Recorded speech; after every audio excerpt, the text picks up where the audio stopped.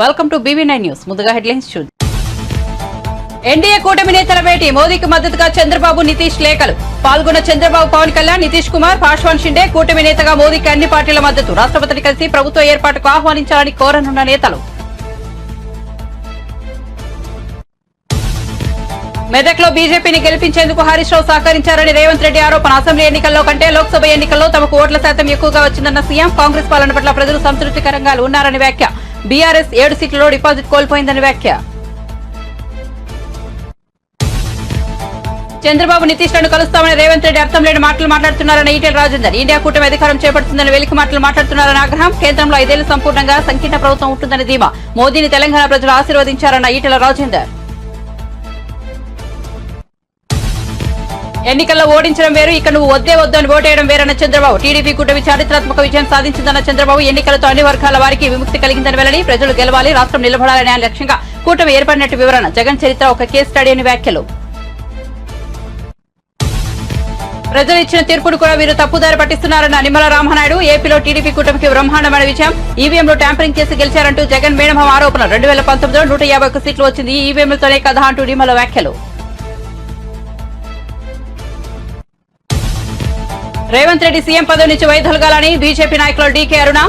14 సీట్లు వస్తాయని ఎన్నికల్లో తమ పాలనకు రెఫరెండం అని రేవంత్ చెప్పారని డీకే అరుణ. పాలమూరులో కాంగ్రెస్ ఓడిపోయినందుకు రాజీనామా చేయాలని వ్యాఖ్య. కర్ణాటక నుంచి వచ్చి డబ్బులు పంచినా గెలిచామన్న డీకే అరుణ. చంద్రబాబు ఈవీఎంలను ట్యాంపరింగ్ చేశారన్న జగన్ మేనమామ సంచలన ఆరోపణలు. ఈవీఎంలను ట్యాంపరింగ్ చేసి చంద్రబాబు గెలిచారన్న రవీంద్రనాథ్ రెడ్డి. సింగపూర్ లో కూర్చొని టెక్నికల్ గా ట్యాంపరింగ్ చేశారంటూ ఆరోపణ. బార్కోడ్ల ద్వారా ఇలా చేశారంటూ వైసీపీ నేత అనుమానం.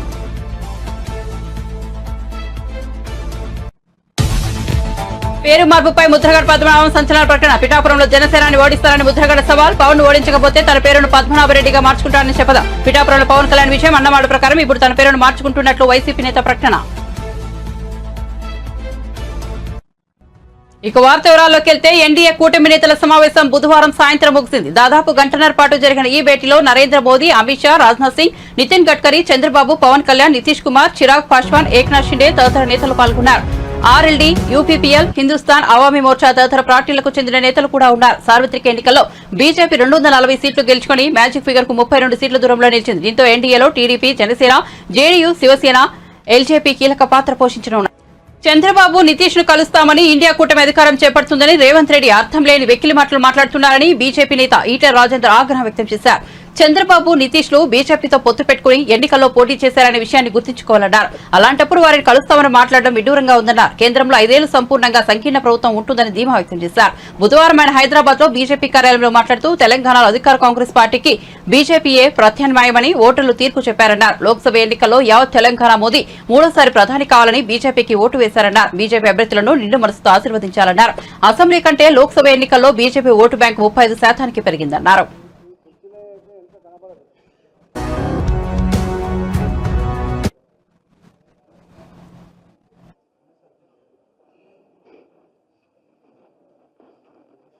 నరేంద్ర మోడీ గారే కావాలని కులాలతో, పార్టీలతో, జెండాలతో సంబంధం లేకుండా ప్రజలు భావించిండ్రు. తెలంగాణ రాష్ట్రంలో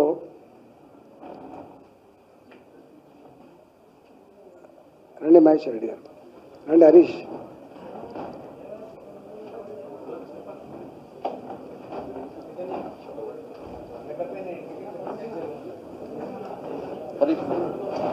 నమస్కరించి చెప్పే 2 మాటలు ఏంటంటే,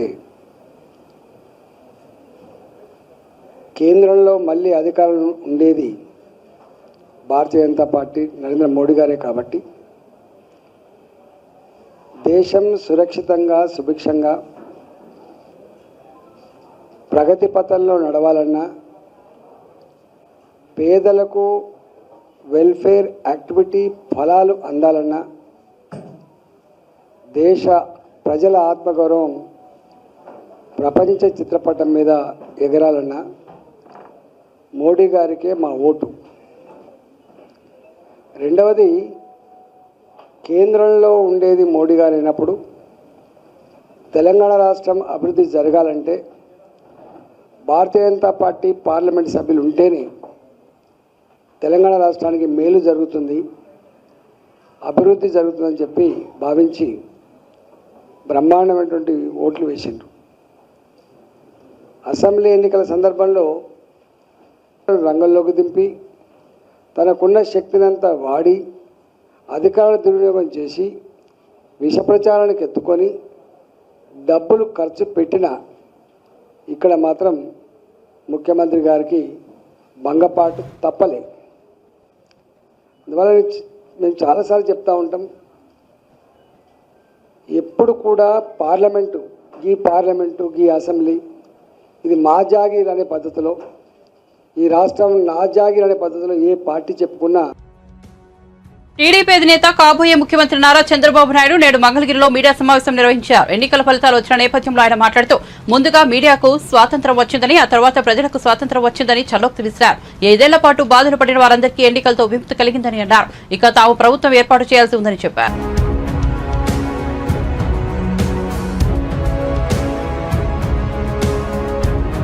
నీకు చెప్పి తద్వారా ప్రజలు చెప్పేద్దామన్న ఉద్దేశంతో ఈ కార్యక్రమానికి శ్రీకాకుళం ప్రజలకి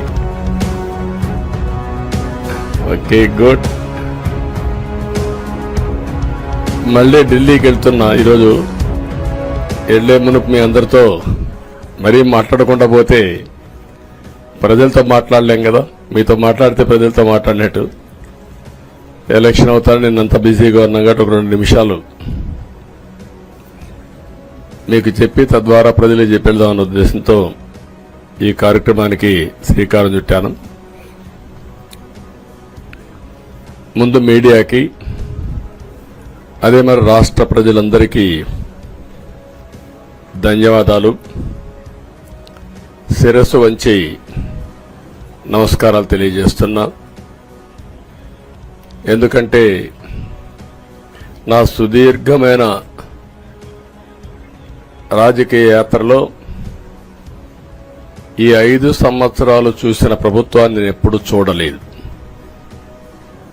ఒక రంగమని కాదు, ఒక వ్యవస్థని కాదు, ప్రజాస్వామ్య వ్యవస్థలన్నీ ఏ విధంగా ఇబ్బంది పడ్డాయో, ఏ విధంగా నిర్వీర్యం చేశారో మనం అన్ని చూశాం. అయితే మా ధ్యేయం ఒకటే, ప్రజలు గెలవాలి, రాష్ట్రం నిలబడాలి. దీనికోసం ఎన్ని త్యాగాలైనా సరే చేసి మళ్లీ భావి తరాల భవిష్యత్తు కోసం ముందుకు పోవాలని చెప్పి వెళ్ళాం. నేను చాలా ఎన్నికలు చూశాం. 10వ ఎన్నిక నిన్న. అంటే ఇన్ని ఎన్నికలు చూసినా, అంటే ఎన్నికలు చూడడమే కాకుండా ఈ ఎన్నికలన్నీ at the helm of affairs ఉండి ఎప్పటికప్పుడు సమీక్షలు గాని ఇవన్నీ నిర్వహించడం కూడా చేశాం. రాజకీయాల్లో ఒడుకుదుడుకులు సాధారణంగా ఉంటాయి. ఎవరు శాశ్వతం కాదు.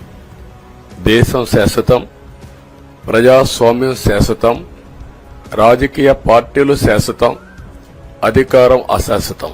రాజకీయ పార్టీలు కూడా సక్రమంగా ఉంటే మళ్లీ ప్రజలు ఆదరిస్తారు.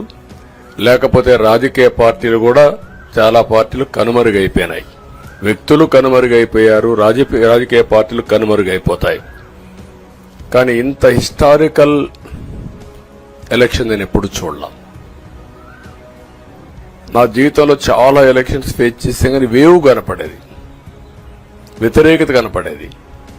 కానీ ఈ ఎలక్షన్లో ఎక్కడో అమెరికాలో ఉండే వ్యక్తి ఒక 5 లక్షలు 10 లక్షలు ఖర్చు పెట్టుకొని నేను రావాలి, ఓటేయాలి, రాష్ట్రం నిలబడాలి, ప్రజలు గెలవాలి అనే ఆవేదనతో వచ్చారు. ఎక్కడో పక్క రాష్ట్రాల్లో ఎక్కడో కడుపు నిండడం కోసం కూలి పనులకైనటువంటి వ్యక్తులు, పాచి పనులు చేసుకునే వ్యక్తులు సొంత డబ్బులు పెట్టుకొని నేరుగా ఇక్కడ రైల్వే స్టేషన్లో చూస్తే, బస్టాండ్లో చూస్తే భోజనం కూడా ప్యాక్ చేసుకొని తీసుకొచ్చి ఇక్కడ భోంచేసి ఓటేసే పరిస్థితికి వచ్చారు. ఈ కమిట్మెంట్ ని ఏ విధంగా వర్ణించాలో నాకైతే అర్థం కాదు. ఏ విధంగా వాళ్ళని అభినందించాలో కూడా అర్థం కాని పరిస్థితి. అనేక ఎన్నికల్లో అనేక అనుభూతులు చూశాం. కానీ మేము అన్ని ఎన్నికల కంటే ఇది ఒక తెలుగుదేశం పార్టీ చరిత్రలో, ఆంధ్రప్రదేశ్ రాష్ట్ర ప్రజల చరిత్రలో సువర్ణాక్షరాలతో లిఖించదగ్గ ఎన్నిక. ఇది ఒక హిస్టారికల్ ఎన్నిక. ఆగస్టు క్రైసిస్ తర్వాత ఎన్టీ రామారావు గారు పార్టీ పెట్టిన తర్వాత 83లో మేము గెలిచాం. అప్పుడు 200 సీట్లు వచ్చాయి. కొత్తగా పార్టీ పెడతానే ఎన్నికలకు వెళ్లి 9 నెలలు అధికారంలోకి వస్తే 200 సీట్లు వచ్చాయి. 94లో మీరు ఒక్కసారి చూస్తే ప్రజా వ్యతిరేకం వల్ల పోటీ చేసిన అన్ని స్థానాల్లోనూ భారీ మెజార్టీతో గెలిచి చరిత్ర సృష్టించామని జనసేన అధినేత పవన్ కళ్యాణ్ హర్షం వ్యక్తం చేశారు. ఎమ్మెల్యేగా తాను సంపూర్ణ జీతం తీసుకుంటానని చెప్పారు. తీసుకున్న ప్రతి రూపాయికి జవాబుదారీతనంగా వ్యవహరిస్తానన్నారు. తాను తప్పు చేస్తే చొక్కా పట్టుకుని నిలదీసే అధికారం ప్రజలకు ఉందన్నారు. జనసేన తరపున విజయం సాధించిన ఎమ్మెల్యేలు, ఎంపీలతో మంగళగిరిలోని పార్టీ కార్యాలయంలో పవన్ సమావేశమయ్యారు. పిఠాపురంలో తల గెలుపునకు కృషి చేసిన వర్మకు కృతజ్ఞతలు తెలిపారు. భారతదేశంలో ఎప్పుడు కూడా తీసుకున్న అన్ని సీట్లు, పోటీ చేసిన అన్ని సీట్లు గెలవటం అనేది చాలా చాలా రేరెస్ట్ జరిగింది. ఇప్పుడు దాకా జరిగిందో లేదో కూడా తెలియలేదు. బట్ కంటెంపరీ టైమ్స్ అన్ని చేసిన వాళ్ళందరూ కూడా ఏం చెప్తారు, రీసెర్చ్ చేసిన వాళ్ళందరూ చెప్తారు ఫస్ట్ టైం ఇన్ ఇండియా. అంటే మీరు ఒక్కళ్ళే వెళ్ళట్లేదు అసెంబ్లీకి. వెనక కూర్చు జనసేనకు నిలబడ్డ ప్రతి ఒక్క నాయకులు, పోటీ చేయని నాయకులందరూ కూడా, రక్తం ధారబోసిన జన సైనికులు, అసలు అలుపెరకు ఇంట్లో నుంచి బయటికి రాని వీర మహిళలు, అసలు మామూలుగా ఇంట్లో నుంచి బయటికి రా, అలాంటి వాళ్ళు బయటకు వచ్చి మరి తిరిగారు మనకి. సో వారందరూ ఆశయాలు మీరు ముందుకు తీసుకెళ్తారు. మన పార్టీ నాయకులు, జన సైనికులు, వీర మహిళలు, మన మద్దతుదారులు కాకుండా 5 కోట్ల మంది ప్రజల ఆకాంక్షలని మీరు అసెంబ్లీలోకి తీసుకెళ్తారు. దాంట్లో నేను కూడా భాగస్వామ్యం అయినందుకు మనస్ఫూర్తిగా నేను ధన్యవాదాలు తెలియజేస్తాను. ఒక చిన్న పార్టీ, ఒక మార్పు జరగాలి, ఒకటి సాధించాలంటే ఎంతమంది పని చేస్తే తప్ప ఒక చిన్నపాటి మార్పు రాదు. అలాంటిది ఒక కీలక 5 కోట్ల మంది ప్రజలకు సంబంధించిన భవిష్యత్తు. ఈరోజు జనసేన విజయం, టీడీపీ విజయం, భారతీయ జనతా పార్టీ విజయం ఏ స్థాయికి వెళ్ళిపోయింది అంటే, కేంద్ర ప్రభుత్వం అధికారంలో కూడా చాలా కీలకమైన ఒక, అంటే ఈరోజు మన అందరం కష్టపడింది, ప్రజలందరూ మనకి నమ్మకం ఉంచి మన నమ్మకం పెట్టి మనం నిలబడి ఉంచింది, ఇది మర్చిపోలేదు. ఇప్పుడు దాకా పొలిటికల్ ప్రాసెస్లో గత 10 దశాబ్ద కాలంలో మన ముఖ్యంగా లాస్ట్ అర దశాబ్దం కాలంలో ఏ స్థాయిలో ఉంది చూసాం. మనం ఒక కొత్త ప్రెసిడెంట్ ఇవ్వాలి పాలిటిక్స్కి.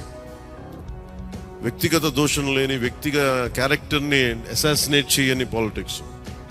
ఈ మార్పు ఏదో రావాలి. ఎందుకంటే టీవీలో సినిమాలకి సెన్సార్ ఉంటుంది, టీవీలకి సెన్సార్ ఉండదు. సినిమాలు ఎవరన్నా కూర్చోబెట్టి ఏదైనా మాట్లాడితే, మన ఈవెన్ అసెంబ్లీలో మాట్లాడితే రికార్డు నుంచి తొలగిస్తారు. నాయకులు బయటకు వచ్చి మాట్లాడితే రికార్డు నుంచి తొలగించలేదు. చిన్నపిల్లలు ఉంటారు, కుటుంబాలు ఉంటాయి, అని చోట మర్చిపోతాం. సో అందుకని మనమే స్వీయ బాధ్యత తీసుకోవాలి, పర్సనల్ బాధ్యత మనమే తీసుకొని చేయాలి. చాలా అద్భుతమైనది ఏంటంటే, ఓడలు బండ్లు అవుతాయి, బండ్లు ఓడలు అవుతాయి అనడానికి నేను చాలా కాలం ఇదే వేదిక మీద చాలాసార్లు చెప్పాను. అంటే ఇది మనం నిన్న సభలో కూడా మాట్లాడమని చెప్తా ఉంటే, ఇది మనం ఇళ్ళకి కానీ పండగ కాదు, పండగ చేసుకునే సంబరాలు చేసుకునే సమయం కాదు, చాలా బాధ్యతగా ఉండే సమయం. ప్రజలు చాలా చాలా ఎక్కడెక్కడి నుంచో, మారుమూల నుంచి, ఎక్కడ యుఎస్ఏ నుంచి వచ్చి కూడా ప్రాణాలు కోల్పోయి, అసలు రాత్రనక పగలనక తిండి తినక ఒక్కొక్కరు పనిచేసిన విధానం ఇవన్నీ కదిలించేస్తుంది. సహజంగా విజయం రాగానే అందరికీ ఏముంటుందంటే ఒక అతిశయం వచ్చేస్తుంది. అలాంటి అతిశయం మన ఎవరికి, నాకు లేదు, దయచేసి మీరు ఎవరు పెట్టుకోండి, నా రిక్వెస్ట్. ఎందుకంటే మనందరికీ ఇది వచ్చేస్తుంది. ఈ రోజున జనసేన మన ఆంధ్రప్రదేశ్కి కావాల్సింది చాలా కీలకమైన మనం పరిణామాలు చోటు చేసుకున్నాయి. కాబట్టి ఆంధ్రప్రదేశ్ ప్రతి ఎంపీ చాలా బాధ్యత ఉంది. మన జనసేన నుంచి గెలిచిన బాలశౌరి గారికి కానీ, తంగెళ్ళ ఉదయ్ శ్రీనివాస్ గారికి కానీ చాలా బాధ్యత ఉంది. ఇది మీ ప్రతి కదలిక, మీ ప్రతి మాట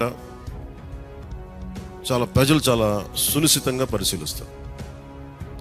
ఢిల్లీలో మీరు చేసే ప్రతి కదలిక, ఢిల్లీలో మీరు మాట్లాడే ప్రతి మాట ఆంధ్రప్రదేశ్ నిర్మాణానికి ఉపయోగపడాలని కోరుకున్నాను. అది దయచేసి ఎంపీలుగా అది దయచేసి మీ ఇద్దరు, అది ఎందుకంటే బాలశౌరి గారు, అది మీ అందరి బాధ్యత. మీరిద్దరు గెలవలేదు.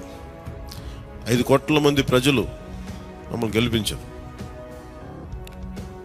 అందుకని మన ఎమ్మెల్యే నేను కూడా అద్భుతమైన మెజారిటీ తోటి గెలిచినందుకు ముఖ్యంగా మనకి గుర్తించుకోవాల్సింది ఎన్నికల్లో ఓటమికి ఈవీఎం ట్యాంపరింగ్ కారణమంటూ వైసీపీ నేతలు చేస్తున్న వ్యాఖ్యలను టీడీపీ ఎమ్మెల్యే నిమ్మల రామానాయుడు ఖండించారు. ప్రజలు ఇచ్చిన తీర్పును కూడా వీళ్లు తప్పుదారి పట్టిస్తున్నారని నిలబెట్టారు. 2019లో ఇదే ఈవీఎంల ద్వారా వైసీపీ 151 సీట్లను గెలుచుకుని ఏపీలో ప్రభుత్వం ఏర్పాటు చేసింది కదా, అప్పుడు జరగలేదా ఈవీఎం ట్యాంపరింగ్ అని నిలదీశారు. ఈ 5 ఏళ్లలో జరిగిన నిరంకుశ రాక్షస పాలనపై ప్రజలు తీర్పు ఇస్తే దాన్ని ఈ ఈవీఎంలపైకి నెట్టేయడం చూస్తుంటే వీళ్లకింకా ఓటమి నుంచి పాఠాలు నేర్చుకున్నట్లు లేదు అని నిమ్మల రామానాయుడు విమర్శించారు. చెబితే అది నిజం కాదనేటువంటి వాస్తవాన్ని ఈవేళ జగన్మోహన్ రెడ్డి గుర్తు పెట్టుకోవాల్సిన అవసరం ఉంది. ఈరోజు ఆంధ్రప్రదేశ్ రాష్ట్ర ప్రజలు అడుగుతూ ఉన్నారు, మరి ఏదైతే నువ్వు ఆ రోజు 2019కి ముందు అధికారంలో రాకముందు ఏం చెప్పావు, అధికారంలోకి వచ్చిన తర్వాత 5 సంవత్సరాల్లో ఏం చేశావు, దాని మీద మేము తీర్పు ఇచ్చాం.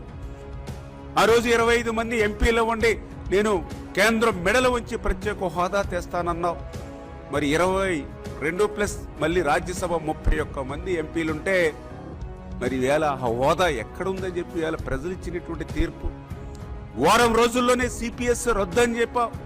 మరి వేల వారాలు గడిచినా కూడా మరి ఆ సిపిఎస్ ఎక్కడని వేళ ప్రజలు తీర్పిచ్చినటువంటి పరిస్థితి. ప్రతి సంవత్సరం కూడా డిఎస్సి అన్నావు, మెగా డిఎస్సి అన్నావు. 5 సంవత్సరాల్లో మరి ఎక్కడా అని చెప్పి వేళ ప్రజలు ఇచ్చినటువంటి తీర్పు. ప్రతి జనవరి జాబ్ క్యాలెండర్ అన్నావు, 5 జనవరిలైనా ఎక్కడా అని చెప్పి వేళ ప్రజలు ఇచ్చినటువంటి తీర్పు. ఆ రోజు సాక్షాత్తు అసెంబ్లీలో పోలవరం 2020 జూన్ కన్నావు, మళ్ళీ 2021 ఆగస్టు కని చెప్పావు, మళ్ళీ 2022 డిసెంబర్కి పూర్తి చేస్తానని చెప్పావు. మరి పోలవరాన్ని ఎట్లా ముంచేశావు, ఇవాళ ప్రజలు ఇచ్చినటువంటి తీర్పు.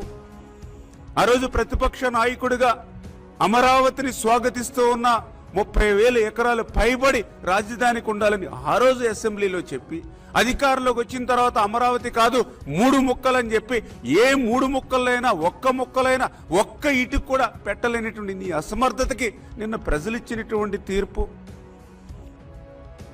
అధికారంలోకి వచ్చినటువంటి వారం రోజుల్లోనే ప్రజావేదికను కోల్చడం ద్వారా ఏదైతే నీ అరాచకత్వాన్ని ఈ ఆంధ్రప్రదేశ్ రాష్ట్రంలో ప్రారంభించావో దాన్ని వ్యతిరేకిస్తూ ప్రజలిచ్చినటువంటి తీర్పు.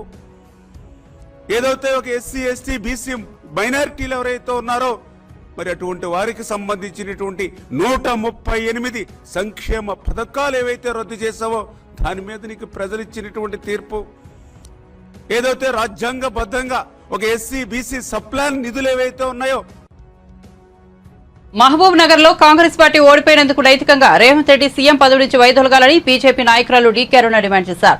హైదరాబాద్ లో ఆమె మీడియాతో మాట్లాడుతూ లోక్సభ ఎన్నికల్లో కాంగ్రెస్ పాలనకు రెఫరెండం అని 14 సీట్లు తప్పకుండా గెలుస్తామని ఆ పార్టీ నేతలు చెప్పారని గుర్తు చేశారు. ఇప్పుడు ఏమైందని ప్రశ్నించారు. ప్రధాని మోదీ రాజీనామా చేసి తప్పుకోవాలని కాంగ్రెస్ నేతలు అంటున్నారని, కానీ సీఎం సొంత నియోజకవర్గంలో ఆ పార్టీ ఓడిపోయినందుకు రేవంత్ రెడ్డి పదవికి రాజీనామా చేయాలన్నారు. బీఆర్ఎస్ ఆత్మ బలిదానం చేసుకుని బీజేపీని గెలిపించిందని రేవంత్ రెడ్డి మాట్లాడడం విడ్డూరంగా ఉందన్నారు. పాలమూరులో కాంగ్రెస్ ఓడిపోతే అభివృద్ధి జరగదని హెచ్చరించారని మండిపడ్డారు. అక్కడ ముఖ్యమంత్రి అభ్యర్థిలా వ్యవహరించారని విమర్శించారు. కొంతమంది నేతలు కర్ణాటక నుంచి వచ్చి డబ్బులు పంచారని, అయినప్పటికీ తన గెలుపుకు ఆపలేకపోయారన్నారు. 1000 రూపాయలు 1500 లెక్క ఓట్లకు పంచినా కూడా పాలమూరు పార్లమెంట్ నియోజకవర్గంలోని నా అక్క చెల్లెళ్ళు అన్న తమ్ముళ్ళు యువకులు అందరూ కూడా మోదీ గారు ఉండాలి,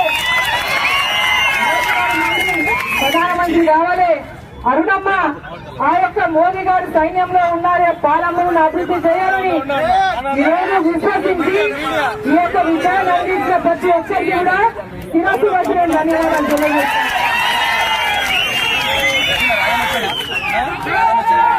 ఈ విజయం మన విజయం మామూలు విజయం కాదు. ఈ విజయం ఒక ముఖ్యమంత్రి మీద గెలుపు విజయం. ఈ గెలుపు ముఖ్యమంత్రి మీద గెలుపు. కాబట్టి మనము నరేంద్ర మోదీ గారి యొక్క నాయకత్వంలో మోదీ గారి యొక్క నమ్మకాన్ని పాలమూరులో నన్ను ఆశీర్వదించి అభ్యర్థిగా మీ ముందుకు పంపించిన నేపథ్యంలో మీరందరూ కూడా ఆదరించి ఆశీర్వదించి మరి తప్పకుండా మన గెలుపు రేపు మామూలు మలుపు కావాలని ఏదైతే ఆశించి గెలిపిస్తుందో మీ అందరి కూడా అన్నలకు తమ్ములకు అన్నలకు చెల్లెలకు నన్ను నా గెలుపు కోసం అహర్నిశలు అభిమానించినటువంటి కార్యకర్తలకు ఇక్కడ వాళ్ళ ఓట్లు లేకపోయినా ఎక్కడెక్కడి నుంచో వచ్చి వాళ్ళ బంధువులకు వాళ్ళ స్నేహితులకు మరి గెలిపించాలని పనిచేసిన ప్రతి ఒక్కరికి కూడా నా కార్యకర్తలకు అభిమానులకు మోదీ గారి యొక్క అభిమానులకు యువకులకు ముఖ్యంగా యువత నరేంద్ర మోదీ గారు మళ్ళీ దేశానికి ప్రధానమంత్రి కావాలని యువకులు అవర్నిశలు పోరాటం చేసి ఈ యొక్క గెలుపును అందించిన ప్రతి ఒక్కరికి కూడా నా యొక్క హృదయపూర్వకంగా శిరస్సు వంచి ధన్యవాదాలు తెలుపుకుంటూ మెదక్ నుంచి బీజేపీ అభ్యర్థిని గెలిపించేందుకు హరీష్ రావు సహకారం అందించారని ముఖ్యమంత్రి రేవంత్ రెడ్డి ఆరోపించారు. హైదరాబాద్ లో నిర్వహించిన మీడియా సమావేశంలో ఆయన మాట్లాడుతూ అసెంబ్లీ ఎన్నికల్లో వచ్చిన ఓట్ల శాతం కంటే లోక్సభ ఎన్నికల్లో ఎక్కువ ఓట్లు వచ్చాయన్నారు.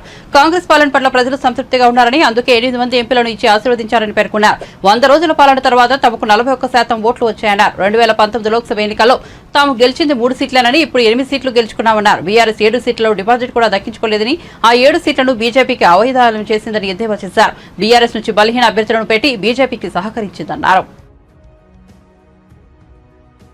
తద్వారా 8 పార్లమెంటులలో 2023 శాసనసభ ఎన్నికలలో బీజేపీకి 13% ఓట్లు వచ్చినాయి.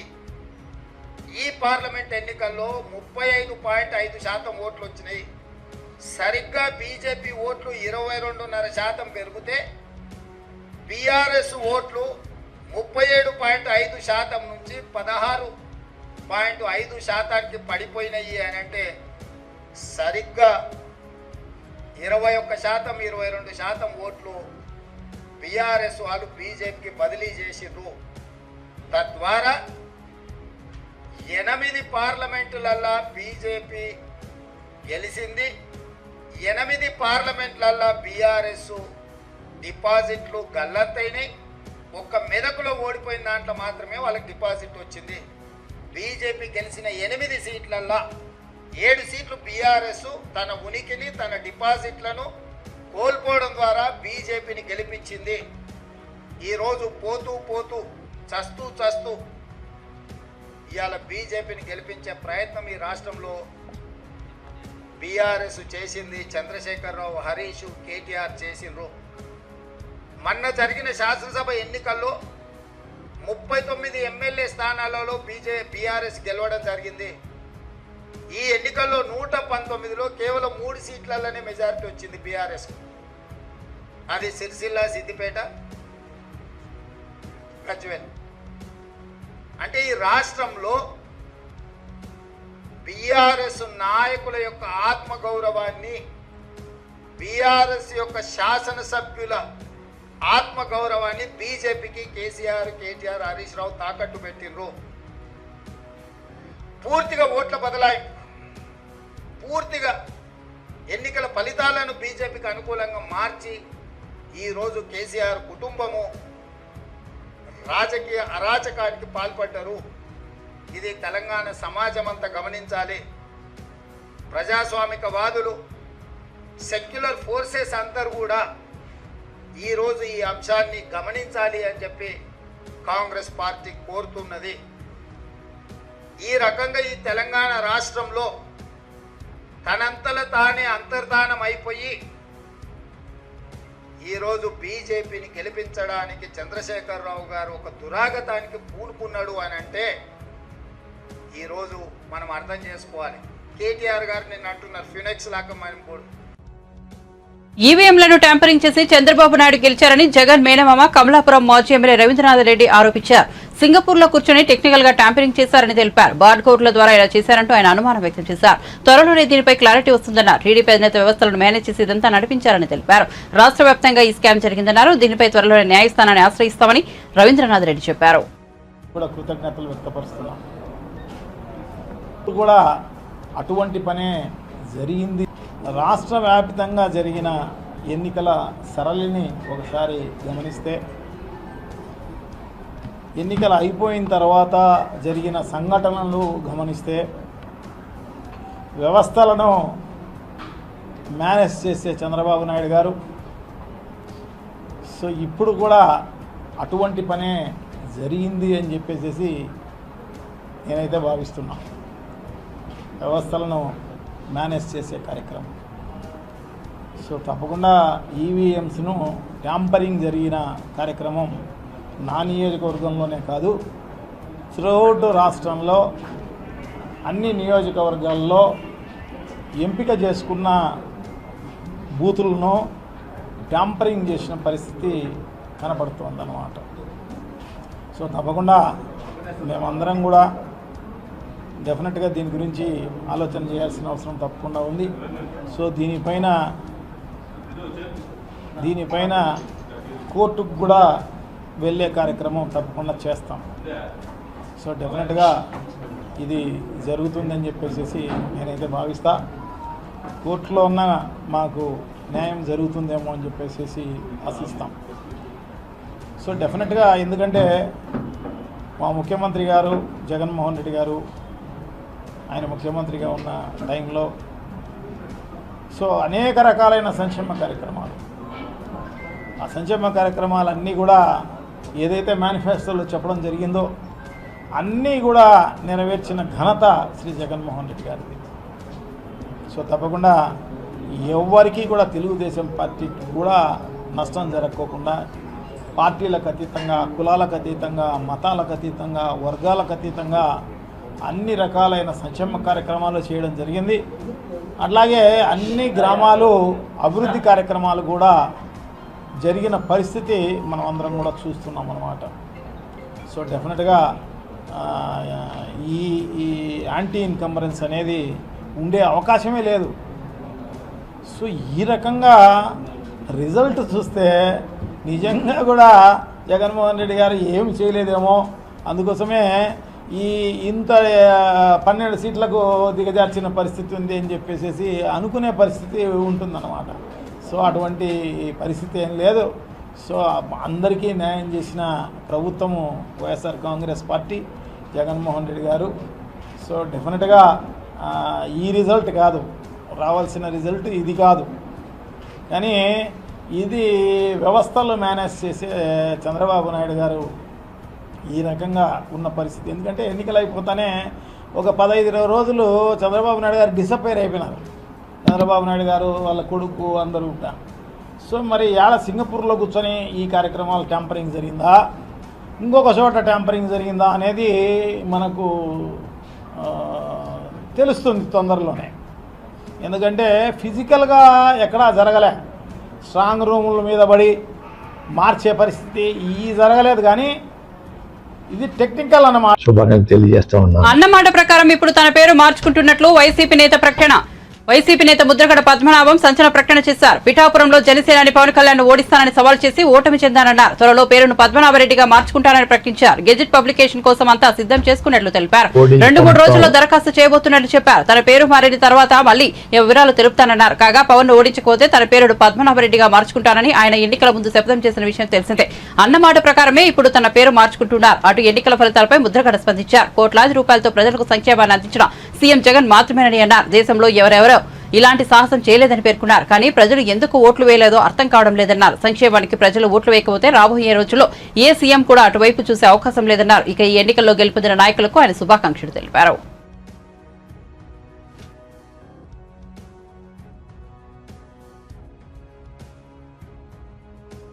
గతంలో పవన్ కళ్యాణ్ గారి గురించి నేను సవాలు విసిరానండి. పిఠాపురంలో ఓడించి పంపకపోతే నా పేరు మార్చుకుంటాను పద్మనాభరెడ్డిగా అని చెప్పడం జరిగిందండి. ఓటమి చెందాను.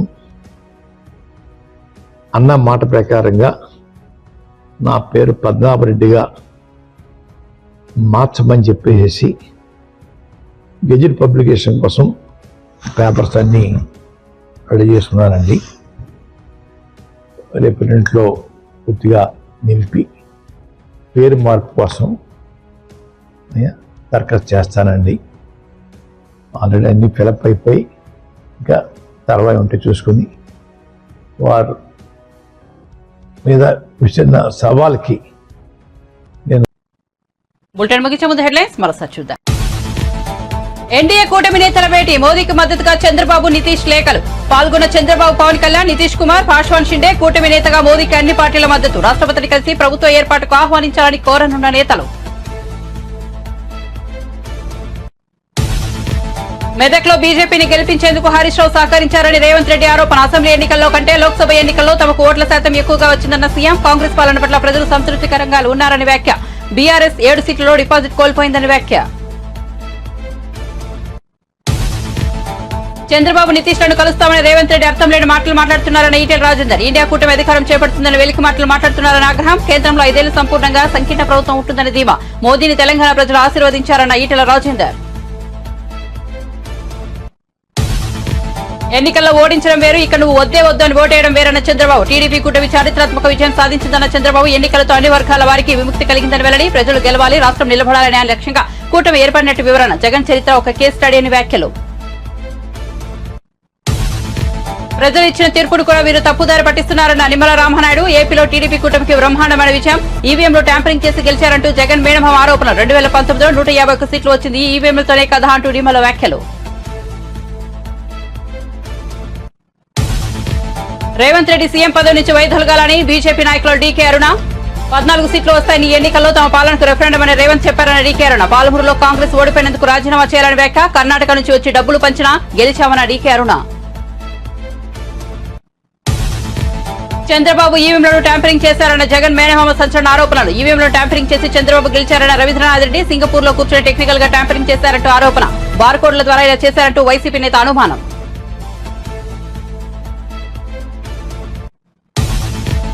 పేరు మార్పుపై ముద్రగడ పద్మనాభం సంచలన ప్రకటన. పిఠాపురంలో జనసేనాన్ని ఓడిస్తారని ముద్రగడ సవాల్. పవన్ ఓడించకపోతే తన పేరును పద్మనాభరెడ్డిగా మార్చుకుంటారని చెప్పదాం. పిఠాపురంలో పవన్ కళ్యాణ్ విషయం అన్నమాట ప్రకారం ఇప్పుడు తన పేరును మార్చుకుంటున్నట్లు వైసీపీ నేత ప్రకటన. మరిన్ని అప్డేట్స్ కోసం చూస్తూనే ఉండండి BV9 న్యూస్.